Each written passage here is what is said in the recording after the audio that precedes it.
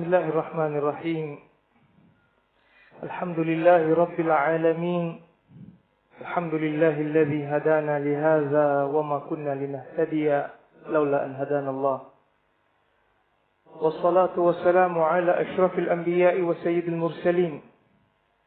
Sayyidina wa habibina wa syafi'ina wa zukhrina wa maulana Muhammadin وعلى آله وصحبه أجمعين سبحانك لا علم لنا إلا ما علمتنا إنك أنت العليم الحكيم رب اشرح لي صدري ويسر لي أمري واحلل عقدة من لساني يفقه قولي أما بعد.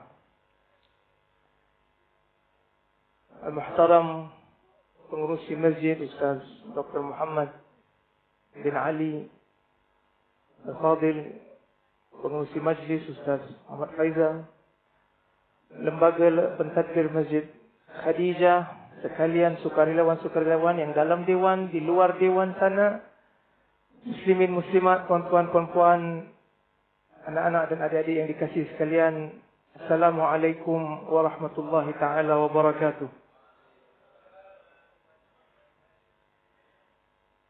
Kita sangat-sangat bersyukur kepada Allah Subhanahu wa taala. Baru tahun lepas rasanya kita bertemu dalam majlis umpama ini pada malam 12 Rabiul Awal yang lalu. Tetapi tetap Allah panjangkan usia, berikan keberkatan umur dan kesihatan, bertemu lagi pada tahun ini. Tahun-tahun yang akan datang, wallahu a'lam. Jadi apa yang Allah berikan, bersyukurlah kita kepada Allah Subhanahu wa taala. Kita tidak berkumpul kecuali untuk menzahirkan sayang dan kasih dan rindu kita kepada Rasulullah sallallahu alaihi wasallam. Selagi mana niat kita, itulah niat kita. Selagi itu insya-Allah beruntunglah kita, kerana kasih sayang kita kepada Nabi sallallahu alaihi wasallam itu disampaikan Allah Subhanahu wa taala kepada Rasulnya. Kerana Nabi Muhammad sallallahu alaihi wasallam seorang sahaja di kalangan Nabi dan Rasul yang umatnya berterusan setelah kewafatan baginda sallallahu alaihi wasallam. Masakan tidak Allah sampaikan kepada Rasulullah sallallahu alaihi wasallam kasih, rindu dan sayang umat baginda kepadanya. Melalui apa, tuan-tuan perempuan sekalian? Yang paling utama dan pertama, melalui wasilah berselawat ke atas Nabi sallallahu alaihi wasallam. Dan bila kita memperbanyakkan selawat kepada baginda Nabi sallallahu alaihi wasallam, begitulah Allah Subhanahu wa taala membalasnya dengan balasan doa dan kesejahteraan untuk kita. Dan begitu juga disampaikan semuanya kepada Rasulullah sallallahu alaihi wasallam, zikir dan selawat kita ke atas baginda Nabi sallallahu alaihi wasallam. Saya berterima kasih dengan pembukaan Fadil Ustaz sebentar tadi, pengurusi majlis Ustaz Muhammad Faizal. Kita bukanlah kecuali hamba-hamba Allah Subhanahu wa taala yang mana rahsia kebaikan dan keburukan kita, amal dan dosa kita hanyalah benar-benar ilmunya yang diketahui oleh Allah Subhanahu wa taala, bukan manusia. Kita berterima kasih jika orang berbaik sangka dengan kita. Tetapi sebagai manusia, ingatkan diri kita siang dan malam. Kayu ukur kita di sisi Allah Subhanahu wa taala bukan pertamanya pada pandangan manusia, tetapi adalah pandangan dan penilaian Allah Subhanahu wa taala. Cuma ada sepotong hadis Nabi sallallahu alaihi wasallam yang mana Rasulullah sallallahu alaihi wasallam mengkhabarkan, bila mana Allah menyayangi hamba-hambanya, maka Allah letakkan kasih sayang Allah pada hambanya itu di kalangan umat manusia. Kadang-kala ia adalah nikmat dari Allah dan benar-benar Allah sayang pada hamba-Nya. Tapi kadang-kala ia adalah satu ujian. Kadang-kala satu musibah. Sebab hari ini bukan semua yang berbuat baik disayang oleh orang, betul tak? Banyak influencer lagi dahsyat, berjuta-juta pengikut. Berjuta-juta kalau ikut Instagram dia. Millions of followers. Adakah maknanya ramai orang suka mereka itu Allah pun sayang mereka? Wallahu a'lam. Jadi kadang-kala betul. Bila mana orang sayang, ia mungkin tanda Allah Subhanahu Wa Taala sayang pada kita. Tapi kadang-kala ia adalah ujian. Kadang-kala ia adalah satu musibah. Kadang-kala ia adalah satu bala dari Allah Subhanahu Wa Taala. Jadi kita serahkan ilmu ini kepada Allah Subhanahu Wa Taala. Muslimin muslimat rahimakumullah, dalam kesempatan yang ringkas ini, saya tahu malam ini malam walaupun malam 12 tapi malam hari Selasa, hari Isnin malam Selasa. Kenapa hari Isnin malam Selasa? Besok bekerja, bersekolah, jadi kita ringkaskan insya-Allah. Kita ingatkan diri kita tentang satu keistimewaan besar. Kita ini dipilih menjadi umat Nabi sallallahu alaihi wasallam. Kita perlu ingatkan diri kita, remind ourselves, bahawa yang kita miliki dalam dada kita, iman dan cinta kepada Allah dan Rasul-Nya itu, yang kita miliki sebagai panduan dalam bentuk Al-Quran yang kita baca dan kita pegang, yang kita fahami daripada panduan petunjuk Nabi sallallahu alaihi wasallam, sesuatu yang sangat-sangat istimewa. Sangat-sangat luar biasa. Kita tak merasakan keistimewaan tersebut kerana kita belum lagi dapat menterjemahkan keistimewaan itu dalam kehidupan kita.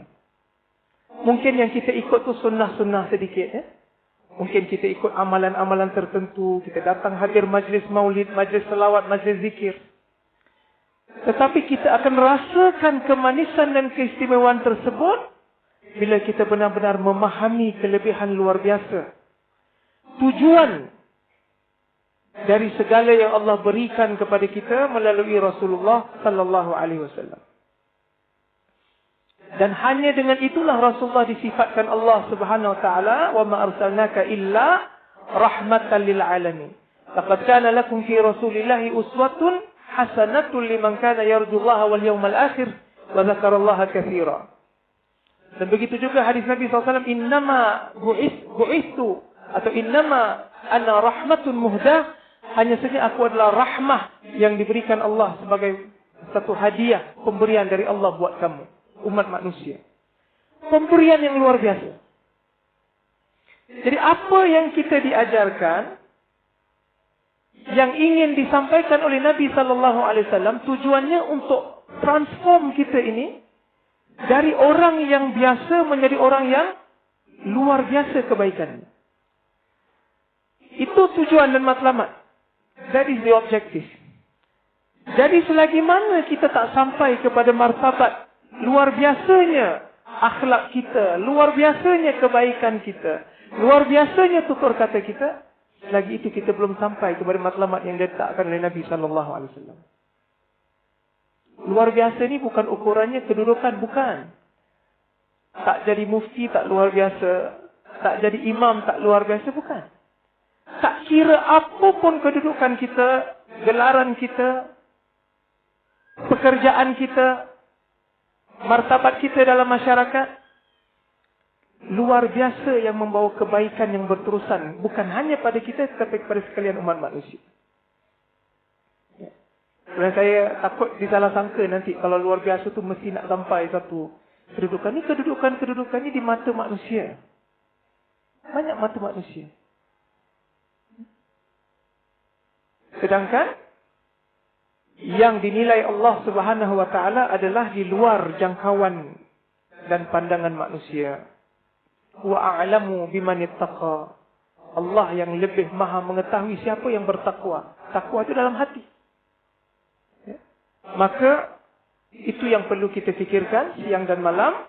Bagaimana kita transform diri kita itu daripada keadaan yang biasa kepada keadaan luar biasa. Di sini kita lihat Nabi SAW bila diutus Allah, yang diajarkan oleh Nabi 2 tanggungjawab. 2. Ingat 2 perkara ini sahaja. Yang pertama adalah tanggungjawab dan peranan kita untuk diri kita sendiri. Ini yang Nabi ingatkan kita, berikan kewajipan sebagai hamba Allah. Tanggungjawab perlu buat. Salat kita, iman kita, puasa kita, berbuat baik dan sebagainya. Tetapi yang merubah orang yang buat tanggungjawab peribadi ini daripada biasa kepada luar biasa adalah niat dan tujuan. Ini yang membezakan manusia. Yang salat, ramai yang salat. Berjuta-juta umat Islam pada hari ini pun ramai yang salat. Tapi salatnya tak sama. Bentuknya sama, tapi nilainya tak sama. Kualitinya, the value is not the same. Value-nya di sisi Allah Subhanahu Wa Taala, dan di antara yang meninggikan martabat kita di sisi Allah adalah niat dan keikhlasan kita. Wa ma umiru illa liya'budullaha mukhlishina lahuddin. Ikhlas ni bukan topik yang senang. Bab tasawuf ikhlas ni, Masya Allah. Belajarnya mungkin beberapa pelajaran, tapi amalannya sepanjang kehidupan. Ada yang bertanya macam mana nak ikhlas? Apatah lagi zaman sekarang. Semua benda sekarang ni kat masjid ni berapa banyak kamera dia. Nak sembunyi datang masjid pun ada CCTV tunjuk dekat Facebook live dan sebagainya. Yang kat belakang pun terperangkap, yang kat depan lagi terperangkap. Semua pergerakan ada kamera. Kemudian kalau tak masuk social media, sama Ustaz Rauf saya selalu ingatkan saya, mesti kena keluar social media, kena keluar Instagram, nanti orang tak kenal. Kena pula tunjuk kat Instagram. Macam mana nak ikhlas? Macam mana nak ikhlas? Macam mana tak bercampur aduk niat kita hanya kerana Allah atau kerana sebab-sebab yang lain? Jadi apa rahsia untuk kita latih diri kita untuk menanam keikhlasan dalam melaksanakan tanggungjawab peribadi kita? Di antaranya adalah kita ingatkan diri kita ini, kelemahan kita sebagai manusia yang banyak dosanya, sama ada yang diketahui orang atau tak diketahui orang. Macam mana nak ingatkan kita banyak dosa? Macam mana nak rendahkan dalam jiwa kita ini perasaan tak menyangka diri kita ini bagus, sampaikan timbul ataupun masuk niat-niat yang lain yang merosakkan ibadat. Ini telah diajar oleh Nabi SAW dengan ajaran yang paling mudah. Wa inni la astaghfirullah fi kulli yawmin akthara min 70 marrah. Wa inni la astaghfirullah wa atubu ilaihi fi kulli yawmin akthara min 70 marrah. Atau kama qala Nabi SAW dalam sebutan hadis, Rasulullah mengatakan, dan sesungguhnya aku beristighfar, minta ampun kepada Allah, bertaubat kepada Allah setiap hari lebih dari 70 kali. Ini Nabi SAW. Maksum. Maknanya bila kita banyak beristighfar kepada Allah, banyak minta ampun kepada Allah, lafaz istighfar dan taubat itu mengingatkan kita banyak dosa kita. Yang nampak, yang tak nampak. Jadi kalau orang tu dia selalu ingatkan diri, dia remind himself atau herself, banyak salah, banyak dosa, banyak apa. Macam mana nak rasa takabur dan ujub? Tak kira lah orang puji macam mana sekalipun, dia tahu saya nak perlu minta ampun kepada Allah SWT. Ini yang membantu kita untuk mencapai makam ikhlas. Bila mana kita ingatkan diri kita, tak kira pandangan manusia macam mana sekalipun, lidah kita dan hati kita sering beristighfar kepada Allah Subhanahu Wa Taala. Dan dalam beruntung orang-orang yang beriman, yang banyak melazimkan istighfar ini, banyak yang diajarkan oleh Nabi SAW. Bahkan dalam permulaan salat, ada doa yang diajar Nabi tentang meminta ampun. Dan penghujung salat, ada juga doa yang diajarkan Nabi meminta ampun. Di antaranya juga banyak doa-doa yang meminta ampun. Rabbighfirli warhamni wajburni dan sebagainya waktu duduk di antara dua sujud. Di awal salat, selepas kita takbir, takbiratul ihram, mungkin kita biasa kerana kita dalam rantau ini dan juga mazhab Syafi'i kita diajar banyak kita baca Allahu Akbar kabira walhamdulillahi katsira dan sebagainya. Tapi ada banyak doa yang diajarkan Nabi SAW dan riwayat, kerana banyak riwayat. Di antara riwayat yang paling sahih, saya sebutkan hanya kerana ia adalah satu doa meminta ampun. Jadi kalau mungkin tuan-tuan puan-puan tak biasa, boleh minta asatizah ajar hadis ini. Ini adalah di antara doa yang saya suka baca setelah Allahu Akbar takbiratul ihram. Kenapa? Kerana doa ini kita selalu baca untuk orang yang baru meninggal dalam salat jenazah. Tetapi diajarkan Nabi SAW untuk kita baca setelah takbiratul ihram. Allahumma ba'id baini wa baina khatayaya kama ba'adta bainal masyriqi wal maghrib. Ya Allah, jauhkanlah di antara aku dengan dosa-dosa aku seperti mana engkau jauhkan di antara timur dan barat. Allahumma ighfirli minal khatayaya bil ma'i was salji wal barad. Ya Allah, cucikanlah dosa-dosa aku dengan air dan salji yang sejuk, air yang sejuk supaya dihapuskan segala dosa. Dan seterusnya. Itu doa di awal salat.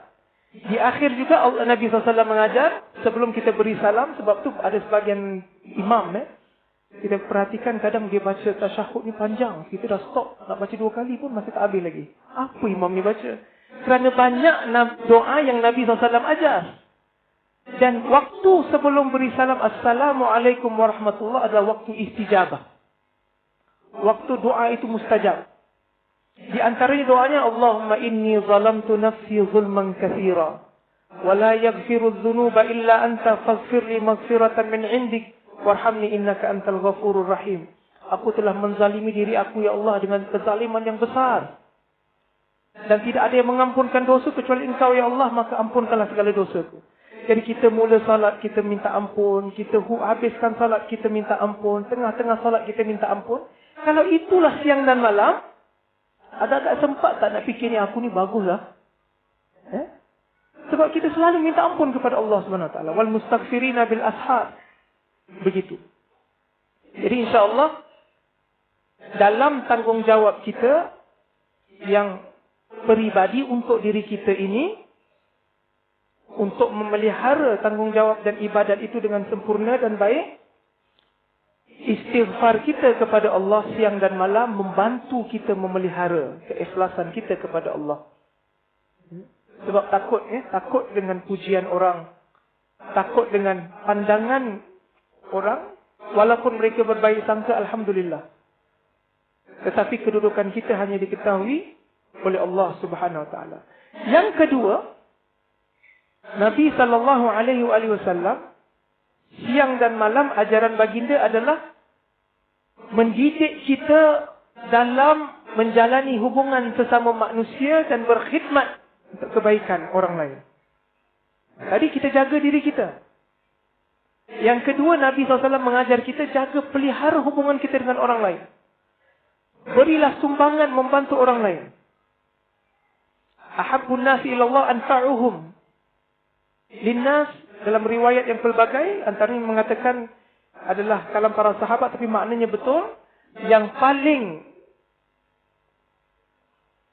ahabbun nasi ilallah, yang paling Allah sayang di antara makhluk-makhluknya ataupun manusia adalah mereka yang paling bermanfaat bagi orang lain. Jadi itu yang diajarkan Nabi SAW siang dan malam. Cuma kita lihat sekali lagi keikhlasan yang menjejas tanggungjawab kita peribadi boleh juga menjejas bila mana kita membantu orang. Apatah lagi hari ini. Hari ini kerana banyak perbuatan, sama juga masalah dan cabarannya, sering diperhatikan orang, sering diperkatakan orang, kadang buat baik pun salah, tak buat pun salah, banyak komen dan sebagainya, maka ia menjejas. Sedangkan kita diajarkan oleh agama supaya apa pun yang kita lakukan hanya kerana Allah Subhanahu Wa Taala, seperti yang disebut dalam surah Al-Insan, innama nut'imukum liwajhillah la nuridu minkum jazaa'an wala syukura. Bila mana mereka memberi bantuan makan kepada orang yang memerlukan, nut'imukum liwajhillah. Diberikan bantuan, diberikan makan hanya kerana Allah. La nuridu minkum jaza'an wala syukura. Kami tak mahu daripada kamu manusia itu balasan ataupun hatta terima kasih pun tak sebut pun tak apa. Hanya kerana Allah SWT. Ini yang disebutkan keluar biasaan agama yang dibawa oleh Rasulullah SAW. Kerana norma manusia itu, kalau orang buat baik, kita kata thank you, terima kasih, it's okay. Tapi yang dibawa oleh Nabi SAW, yang kita fikirkan, kita sibukkan adalah balasan Allah dan pandangan Allah Subhanahu Wa Taala, bukan pandangan manusia. Jadi kalau kita buat orang tak kata thank you pun tak apa. Bukan itu yang kita nak. Yang kita nak adalah innama nut'imukum liwajhillah. Begitu juga semua para nabi dan rasul, Al-Quran menyebutkan bagaimana mereka itu bila mana mereka berdakwah siang dan malam dengan segala kesusahan, kadang-kala dianiaya, dizalimi dan sebagainya. Mereka mengatakan mereka hanya mencari keridaan Allah SWT. Kul ma sa'altukum min ajrin fahuwa lakum in ajri kul ma sa'altukum min ajrin fahuwa lakum in ajriya illa 'ala Allah. Wa huwa 'ala kulli syai'in syahid. Balasan aku hanya daripada Allah Subhanahu Wa Taala, dan Allah Maha memerhatikan segala yang manusia buat. Jadi balasan yang diminta adalah balasan dari Allah Subhanahu Wa Taala. Dan kerana itu, bila mana kita mengingatkan diri kita dua tanggungjawab ini, pertama terhadap diri kita, dan yang kedua adalah dalam hubungan kita sesama manusia membawa kebaikan. Dan kita mengingatkan diri kita bahawa Nabi SAW datang membawa risalah yang meninggikan martabat kita di sisi Allah Subhanahu Wa Taala. Maka insya-Allah dengannya kita dapat mula memperbaiki ibadat kita di antara kita dengan Allah, dan begitu juga hubungan kita sesama manusia. Tuan-tuan, puan-puan, muslimin muslimat yang dikasihi sekalian, saya datang kepada perkara yang kedua yang ingin saya tekankan dalam kita menyambut Maulid Nabi sallallahu alaihi wasallam, dalam kita berusaha untuk menyempurnakan tanggungjawab kita dengan Allah, sama ada secara individu, peribadi maupun dengan manusia. Maka kita tahu bahawa antara tujuannya khusus dalam kita yang golongan yang sayang kepada majlis-majlis maulid ini, di antara tujuan kita adalah kita ingin mendekatkan dengan semua amalan tersebut, mendekatkan diri kita dengan Allah Subhanahu Wa Taala, dan mendekatkan diri kita dengan baginda Rasulullah sallallahu alaihi wasallam. Cuma kadang-kadang kita mungkin belum bayangkan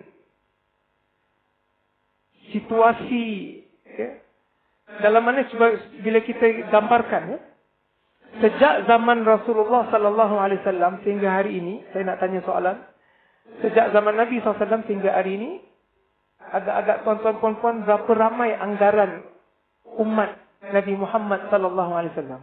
Anggaran 1400 tahun sudah. Berapa anggaran umat Nabi SAW yang beriman, yang digelarkan sebagai umat Islam? Lebih kurang berapa? Ada yang tahu? Mungkin ada yang nak tanya ChatGPT ke?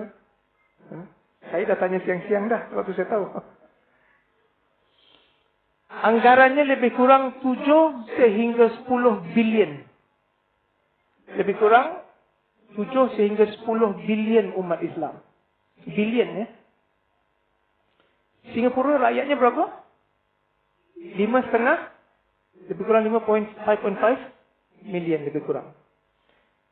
Berapa kali ganda kalau dibandingkan dengan 10 bilion? Berapa kali ganda? Boleh buat math tak? 2,000 kali ganda. Kalau kita bayangkan di padang mahsyar, yang gelarannya umat Islam berkumpul, saya nak tanya hati kita, berapa dekat kita nak duduk dengan Rasulullah sallallahu alaihi wasallam? Berapa dekat? Ya? Berapa dekat? Tak tahu? Berapa dekat kita nak duduk dengan Nabi SAW? Ada sesiapa boleh volunteer? Ha? Kalau boleh, kulit kita nak menyentuh kulit Nabi SAW, peluk Rasulullah, tak nak lepaskan. Betul tak? Begitu dekat. Tapi bayangkan 10 bilion umat manusia.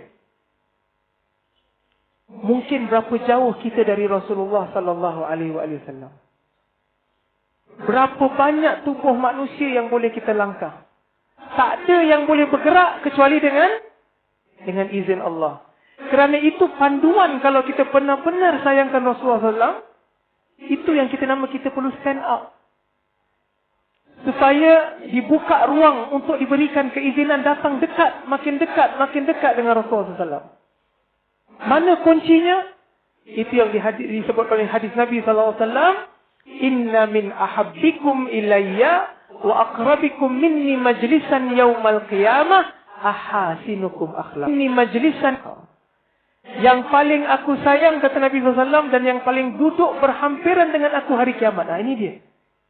Kalau kita nak dekat dalam lautan umat manusia 10 bilion ataupun lebih, yang ini adalah umat Nabi SAW yang beriman. Anggaran saja. Tapi dah cukup ramai dah. Bandingkan orang Singapura ni, yang tinggal Singapura ni 2,000 kali ganda. Berkumpul. Masjid pun kalau kat luar tu kita rasa kalau Nabi SAW dalam dewan, dan kita kat luar pagar kat masjid, kita dah sedih, dah menangis. Apatah lagi kalau beribu kilometer jauh.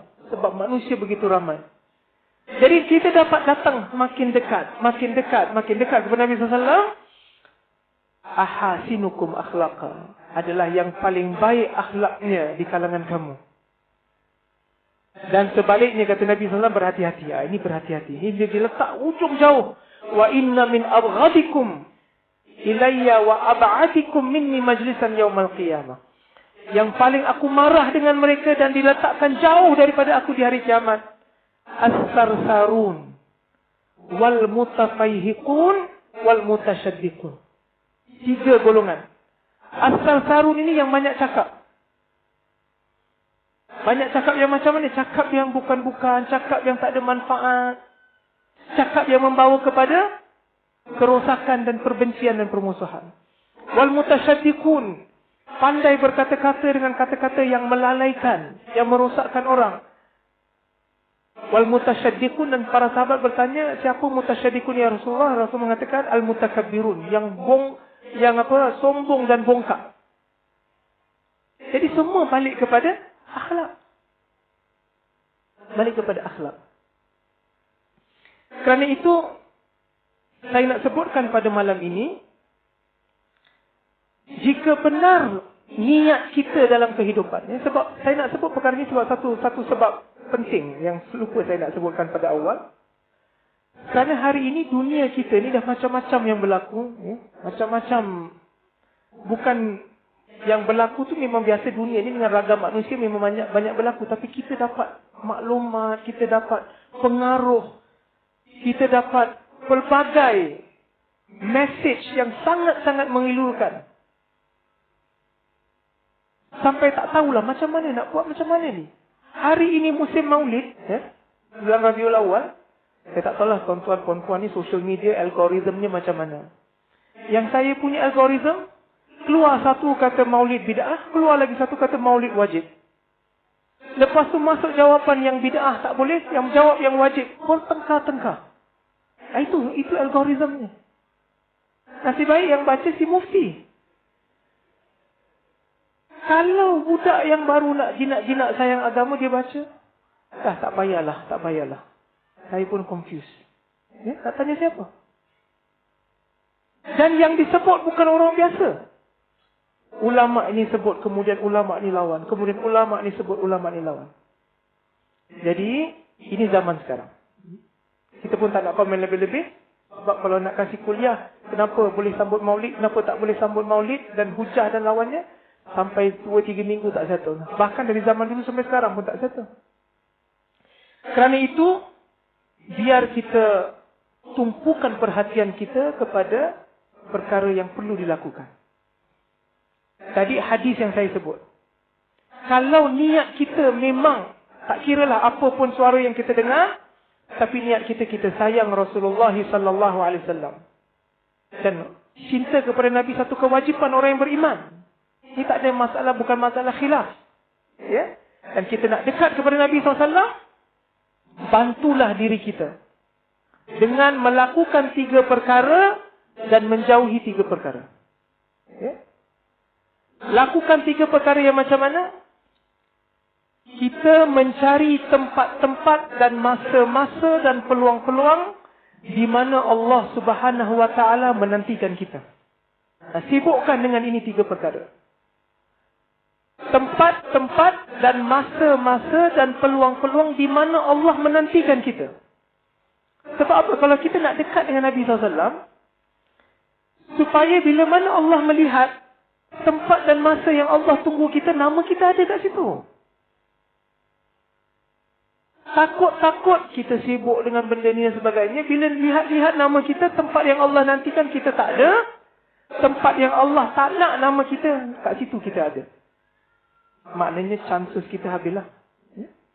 Jadi sekarang ini, nasihat saya kepada diri saya dan tuan-tuan perempuan yang dikasihi sekalian, kita sibukkan diri kita dengan menambah chances kita, menambah chance kita untuk didekatkan dengan Rasulullah sallallahu alaihi wasallam dan dengannya didekatkan kepada keridaan Allah Subhanahu Wa Taala. Tambah chances. Saya ringkaskan sebab panjang nanti tak sempatnya kita tutup. Pertama, di mana Allah Subhanahu Wa Taala menantikan kita? 1/3 malam terakhir. Inna Allah yanzilu ila sama'id dunya hatta la yabqa ataupun inna yabqa as-sulusul akhir.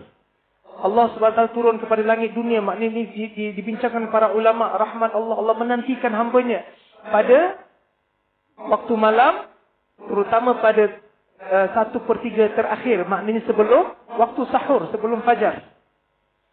Dan Allah Subhanahu Wa Taala bertanya, siapa yang meminta kepada aku, maka aku berikan.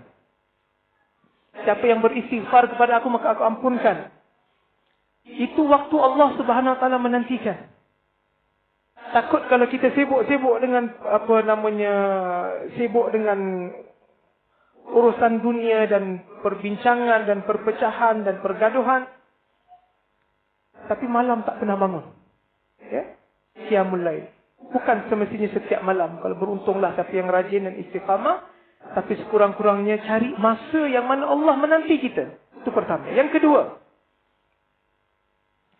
bila mana makhluk Allah SWT memerlukan bantuan.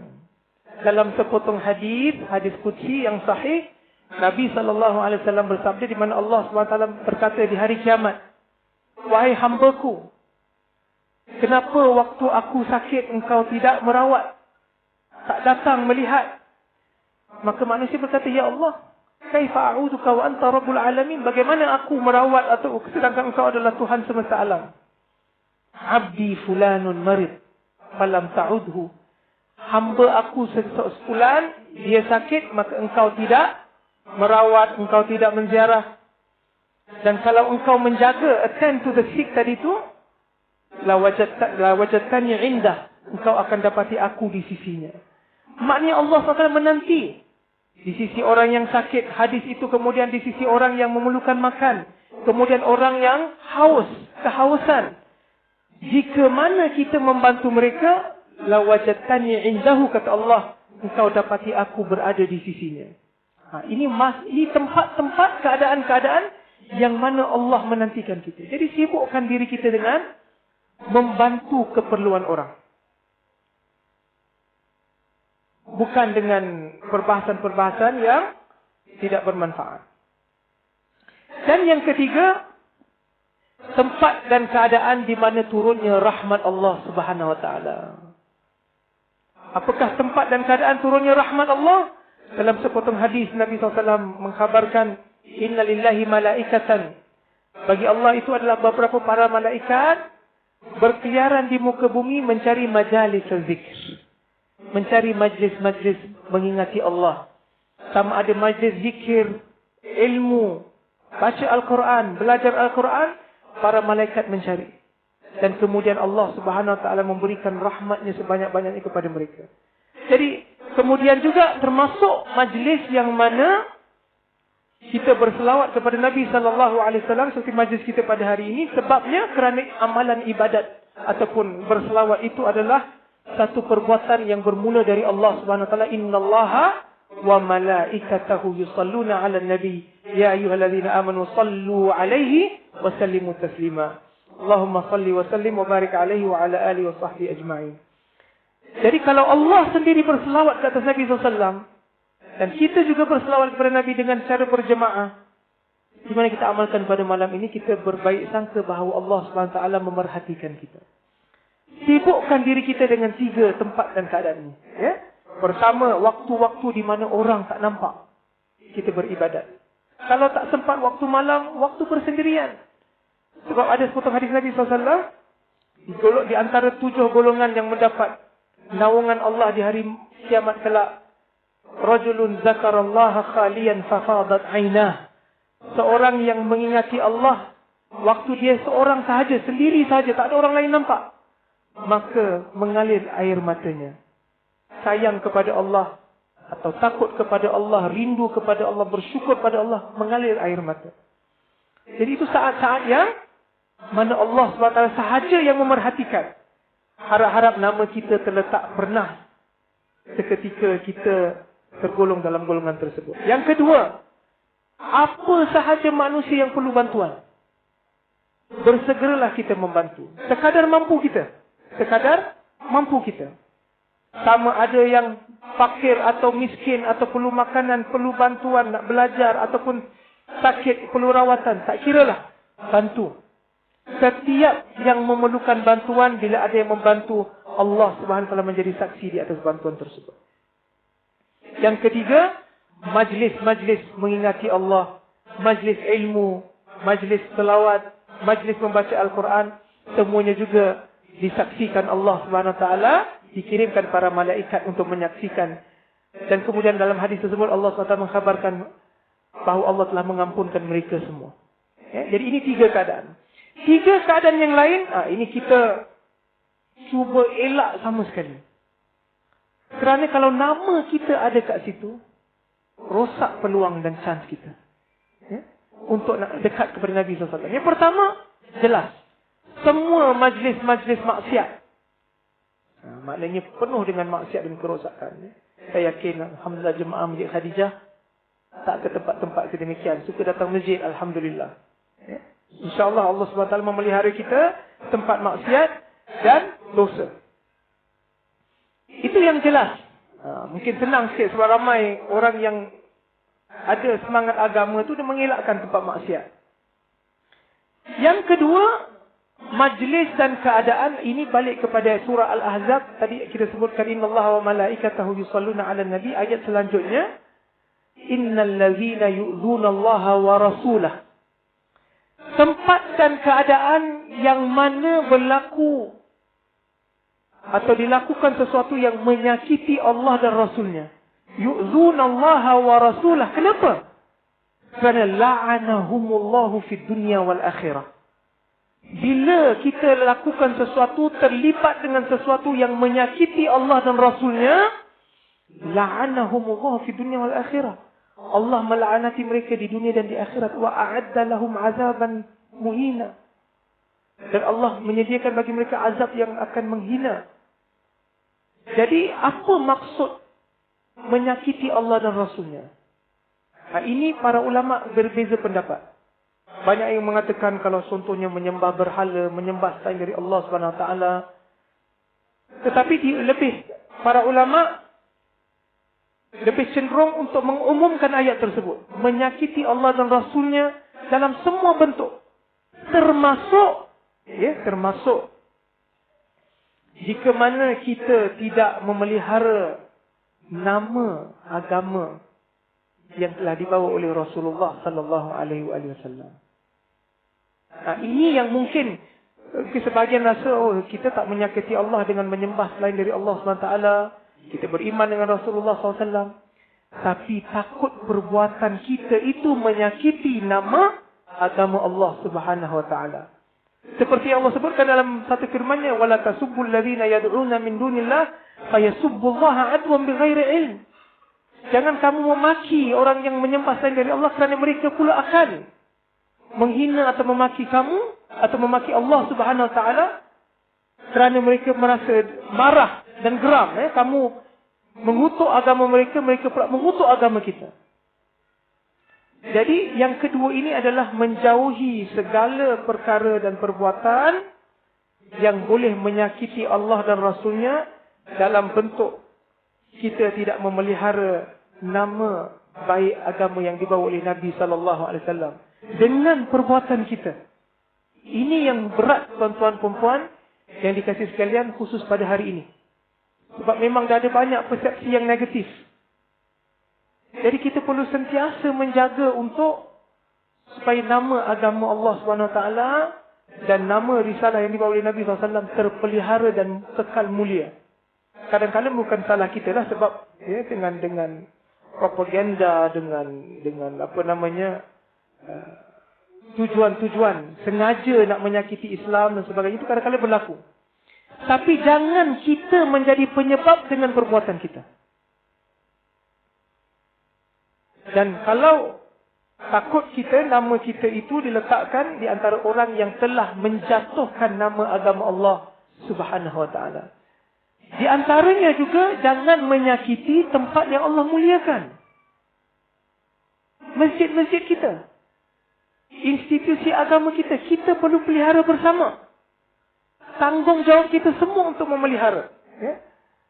Kerana itu baru-baru ini, dengan perasaan berat umat Islam di Singapura, akibat perbuatan beberapa individu, nama masjid, nama jemaah masjid, nama lembaga pentadbir masjid, nama muiz, nama mufti, semualah, tak kira lah, satu bakul, kadang-kadang dipandang dengan serong dan tidak baik kerana perbuatan sebagai individu yang mencemar kemuliaan dan kesucian rumah Allah Subhanahu Wa Taala.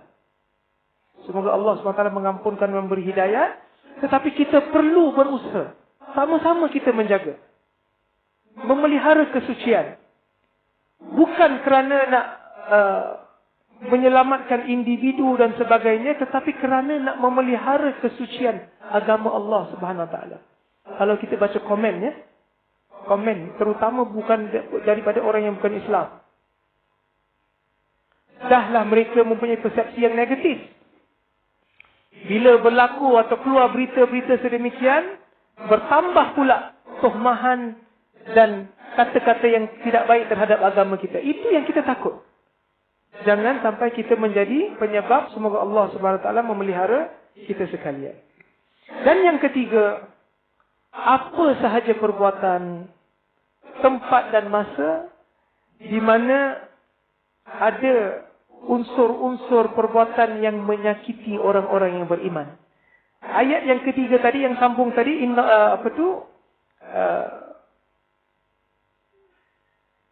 innal ladzina yu'dzuna Allah wa rasulahu la'anahumullahu fid dunya wal akhirah wa a'adda lahum 'adzaban muhina wal ladzina yu'dzuna al mu'minina wal mu'minati bighairi maktasabu faqad ihtamalu buhtanan wa ithman mubina. Orang-orang yang menyakiti orang-orang yang beriman, laki dan perempuan, bighairi maktasabu,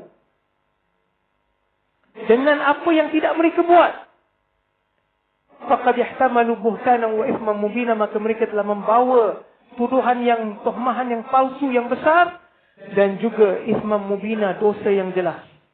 Ini adalah komen-komen yang tadi kita lihat hadis Nabi SAW yang jauh itu adalah yang banyak bercakap. Hari ini kita tak biar bercakap secara vokal. Banyak perbualan hari ini bukan perbualan yang kita dengar, tapi perbualan yang kita baca. Mudah komen. Hati-hati komen tersebut. Bukan hanya Allah saksi, tapi dah terakam juga. Sendiri kita buat, atau kata yang tak baik sendiri kita rakam. Nanti tuan-tuan puan-puan sekalian, Allah sebutkan kita di hari kiamat nanti, yang menjadi saksi, al-yawma nakhtimu ala afwahihim wa tukallimuna aydihim wa tashhadu arjuluhum bima kanu yaksibun. Tapi hari ini manusia dah apa kata orang, tak nak tunggu hari kiamat dah. Sebab apa? Kejahatan yang kita buat, kita sendiri yang tulis.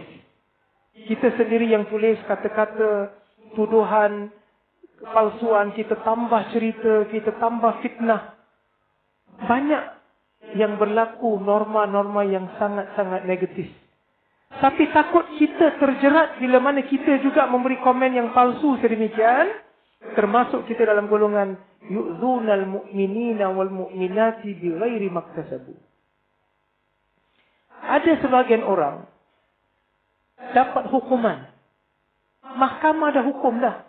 Ada kadang masuk penjara ke ataupun dihukum sekian-sekian. Yang kita nak tambah komen, nak mengutuk tu kenapa? Itu yang tak faham mentaliti manusia sedemikian.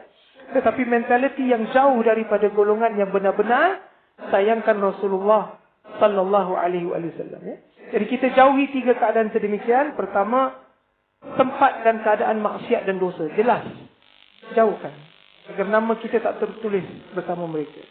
Yang kedua, tempat, keadaan dan perbuatan yang menyakiti Allah dan Rasulnya sallallahu alaihi wasallam. Termasuk dalam pandangan ini, pandangan peribadi saya. Pandangan peribadi.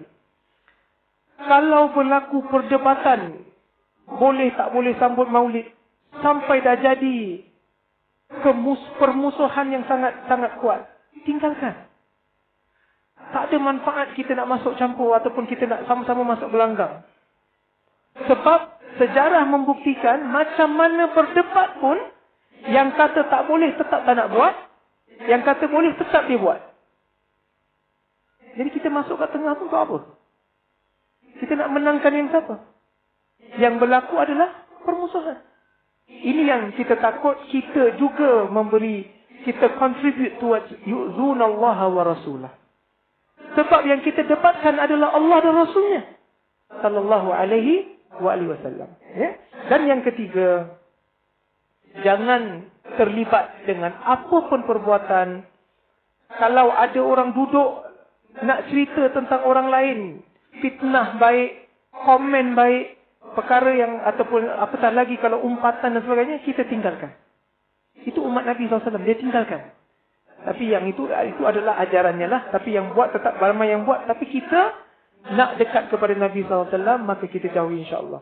Dengan 3 perkara yang kita buat dan 3 perkara yang kita jauhi, semoga kita mendekati semakin hari semakin dekat dengan kedudukan Nabi SAW, yang mana disebutkan dalam hadis yang telah saya bacakan awal tadi, wa inna min aqrabikum minni majlisan yaumal qiyamah ahasinukum akhlaqa. Ya, semoga Allah Subhanahu wa taala membantu kita dalam usaha kita menjadi umat Nabi SAW. Semoga bulan Rabiul Awal dan majlis-majlis zikir dan selawat ke atas Rasulullah SAW dan majlis membaca sejarah kelahiran Rasulullah SAW memperbaharui cinta dan kasih sayang kita kepada Rasulullah SAW, menguatkan hubungan keimanan kita dengan Allah dan Rasulnya SAW, dan membangkit semangat kita untuk terus berada di atas landasan yang diridai oleh Allah dan Rasulnya SAW. Dan semoga Allah mempermudahkan segala jalan bagi kita dalam mencari kebaikan, mencari ilmu pengetahuan, mencari rahmat Allah Subhanahu Wa Taala dan mencari keredaan Allah Subhanahu Wa Taala dan Rasulnya SAW.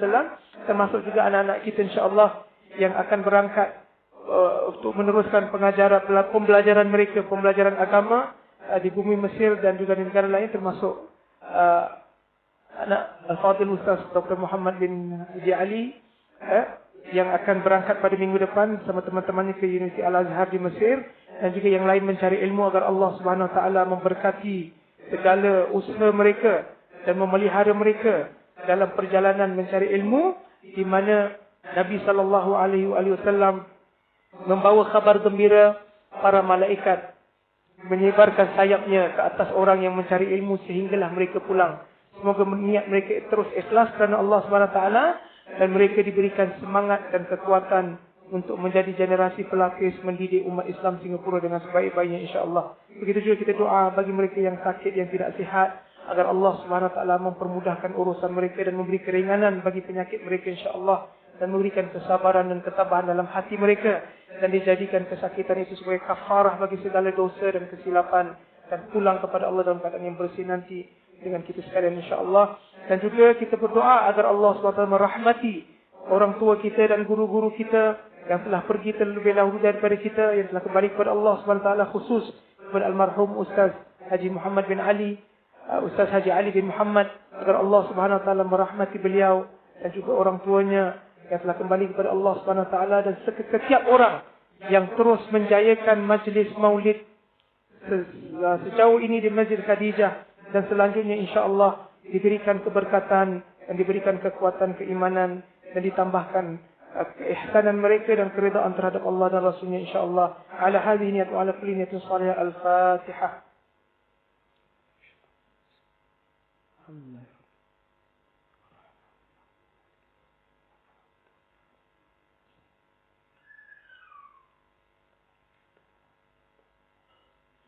ربنا تقبل منا إنك أنت السميع العليم وتب علينا إنك أنت التواب الرحيم واختم بالصالحات أعمالنا وأجالنا يا الله يا كريم. اللهم اغفر لنا ولإخواننا الذين سبقونا بالإيمان ولا تجعل في قلوبنا غلا للذين آمنوا ربنا إنك رؤوف رحيم. اللهم اجعل تجمعنا هذا تجمعا مرحوما وتفرقنا من بعده تفرقا معصوما ولا تجعل فينا ولا حولنا ولا معنا شقيا ولا محروما ولا مطرودا برحمتك يا أرحم الراحمين. وصلى الله على سيدنا محمد وعلى آله وصحبه وسلم. دعواهم فيها سبحانك اللهم وتحية فيها سلام وآخر دعواهم أن الحمد لله رب العالمين.